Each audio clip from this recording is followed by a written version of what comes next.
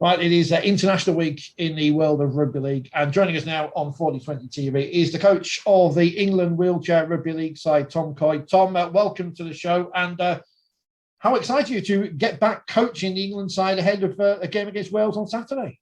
No, super excited ahead of Saturday, and really, really proud of the players to have been able to get through the last 18 months really without hope at some points. They've been working so hard, and that something good's finally come over the horizon for them. Yeah, how difficult has that period been? Because also we've had the men's Super League going on, but everything else pretty much has been stopped dead for the last 18 months. The domestic wheelchair season's been on hold hard because of the indoor nature and how much more spreadable COVID is indoors. So there were times there for the players in their clubs where they probably didn't think that they'd be able to play even this year as well. So they've managed to keep their enthusiasm with training at home incredibly well. And we've been using stuff like Zoom and Microsoft Teams to host group training sessions. At one stage before Christmas, we were doing it every night of the week. So, dumbbells and resistance bands. And then on Sundays, we meditated. So there's been excellent application and attitude. And I think when we get to November, we'll look back at that COVID period and find out we learned loads of really useful lessons. So I'm an optimist, as you can tell. Presumably you haven't physically been able to get the squad together for any training sessions. So what do you do? Meet them the night before the game and discuss a game plan? We hadn't been able to meet since November last year until the end of March this year. So that was our fully online period. But since the end of March, we've been training every 3 weeks at the EIS in Sheffield.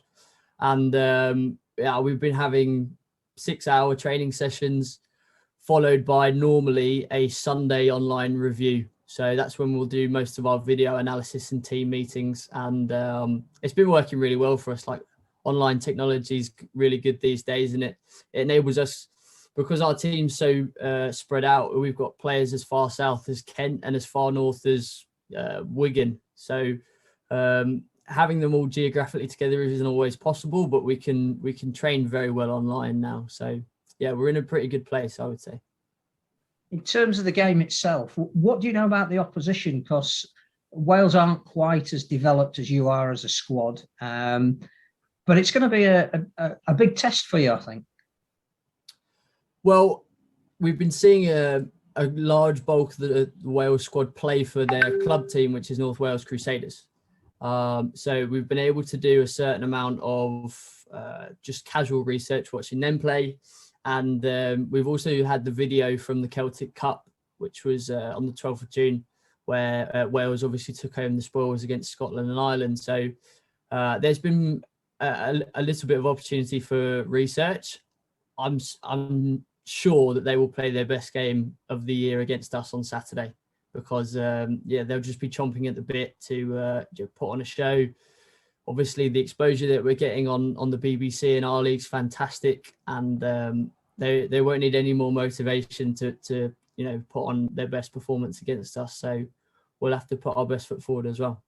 Yeah, how important is that to you on Saturday for that people perhaps for the first time are going to be exposed to wheelchair rugby league? It's a brilliant step forward, and obviously the World Cup at the end of the year is going to thrust wheelchair rugby league into the spotlight in a way that it's never been before. But this game on Saturday is probably a fantastic first draft of how wheelchair can be best filmed from a TV point of view. Where do the cameras go so the action gets captured the best? The commentators and the analysts get a first dig at what things to pick up on, stories to highlight, because wheelchair rugby league is such a colourful game, and we've got people from the most diverse backgrounds. So developing those storylines from a storytelling point of view is going to be really exciting as well. Now, in terms of a sport, I went to the Paralympics in 2012 in London.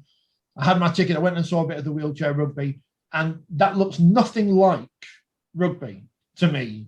Whereas wheelchair rugby league, from the clips I've seen, is more like rugby league in wheelchairs. I guess that's the best way you can do it. It is pretty much rugby league just transplanted into a sports hall and you're all sat down. everything we do is to make it look like the 13-a-side running game. So the laws of the game are ruthlessly combed and tweaked to make it just look as close to, you know, the rugby league that everyone knows and loves as possible. The Paralympic Wheelchair Rugby League is a great sport on its own, and it serves a brilliant purpose to get disabled athletes into competitive sport. But yeah, we pride ourselves on looking and feeling just like rugby league. I think one of the things that people who haven't experienced it before will even feel watching it on their television screen is the physicality of it. Safe to say that nobody shies away from those collisions?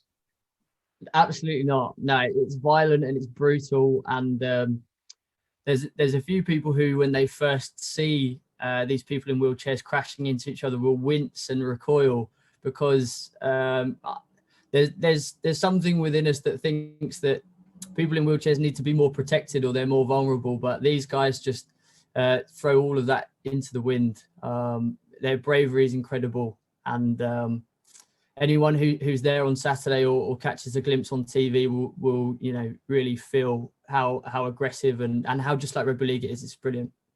And we'll get to know some personalities as well, because clearly James Simpson, all being well, will be playing on Saturday.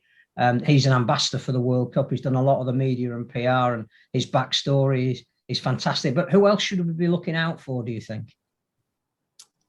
Yeah, James Simpson's brilliant. He was on Sky Sports News yesterday afternoon, did a brilliant live feed from training, actually. So he's been an excellent ambassador, but there'll be a really good opportunity to get to know some of the other faces. So Sebastian Bucaro is an English national but lives in France, and France is probably his first language.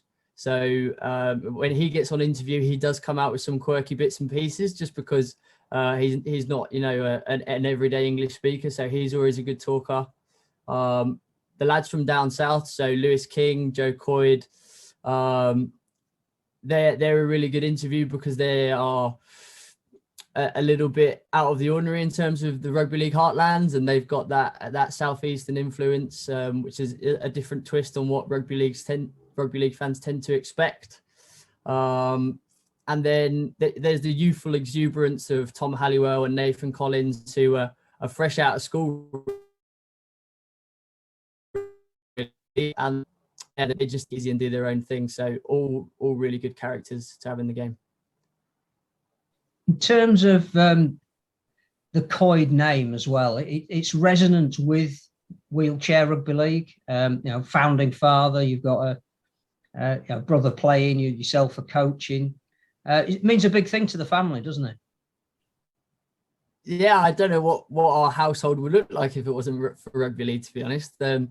We've got a basement in the house that looks a little bit like the wall behind you, just memorabilia all over the gaff, and it's definitely the centerpiece of what we're about. I think the community fighting for each other, that family spirit that rugby league lives and breathes is a massive part of how we operate as Coyds too.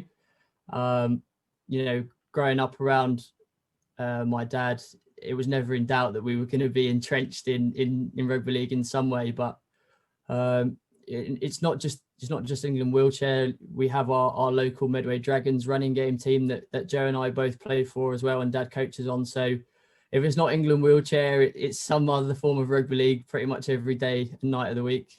So it's all we know and it's all we want. And this is the thing to mention about wheelchair rugby league. It's for everyone.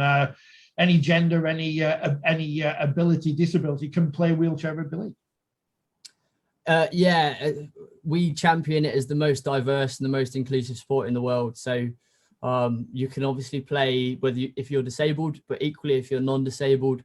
Men and women take the field in the same team, and there's, within reason, no upper or lower age limit as well, as long as people are playing safely. So I don't know of any other sport in the world that can boast those things and be competitive and violent and excellent at the same time. Do you know what I mean? I think the other great thing about Saturday is you'll be coming up that mate against mate, because Jodie Boyd Ward is due to play for Wales against a lot of her Leeds Rhinos teammates. Wales at the Celtic Cup, as you mentioned, fielded a father and son combination who could well be in action again, and that just emphasises the fact that it is the most inclusive and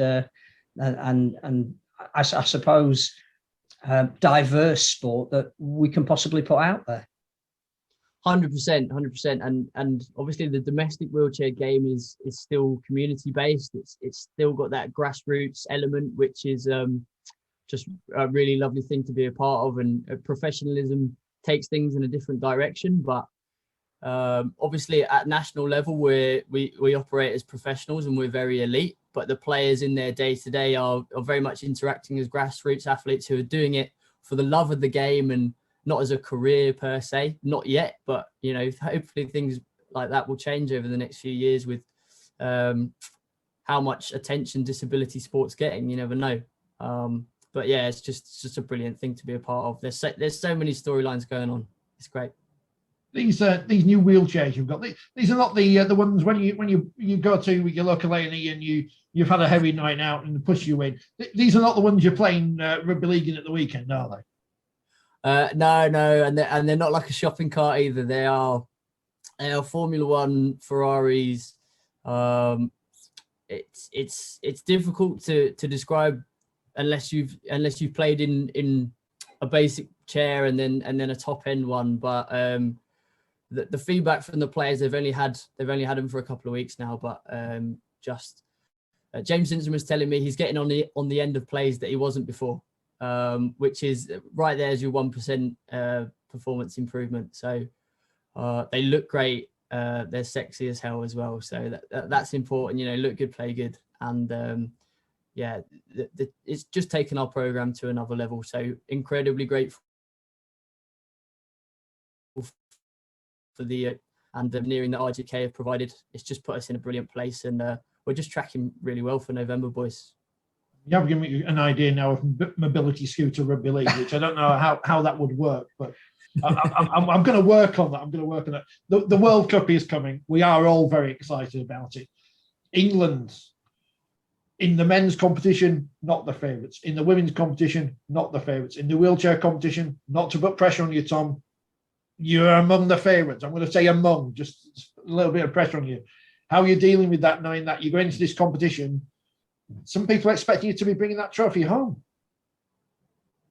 I think it's something that we've earned. We've been playing so well over the last few years. Whitewashed the Ashes Tour, beat France in France for the first time of any country ever, and drew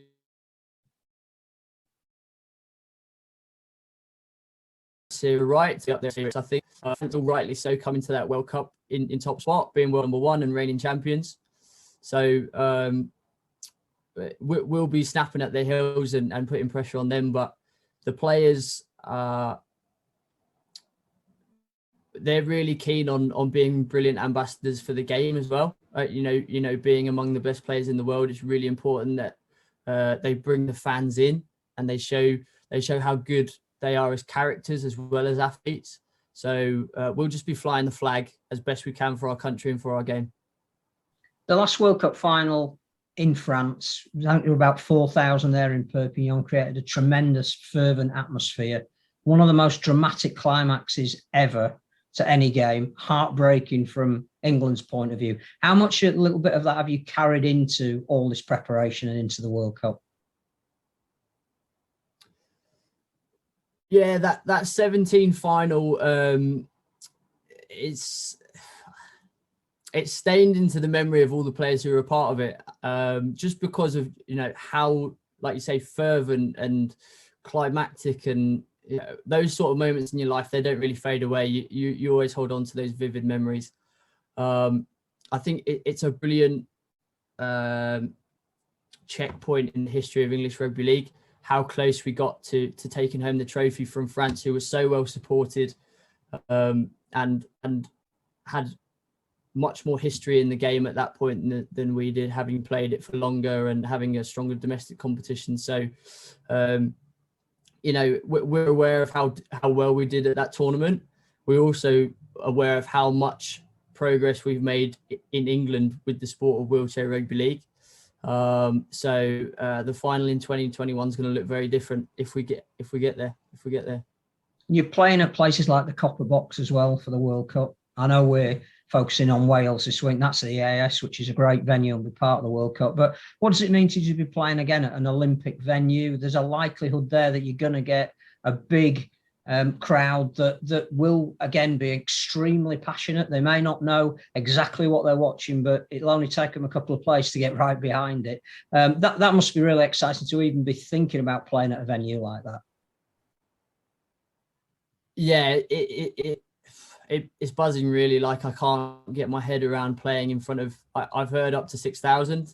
The noise in there would be incredible. I did go to a few events at the Copper Box at the 2012 games, so I got a feel for what the atmosphere will be like.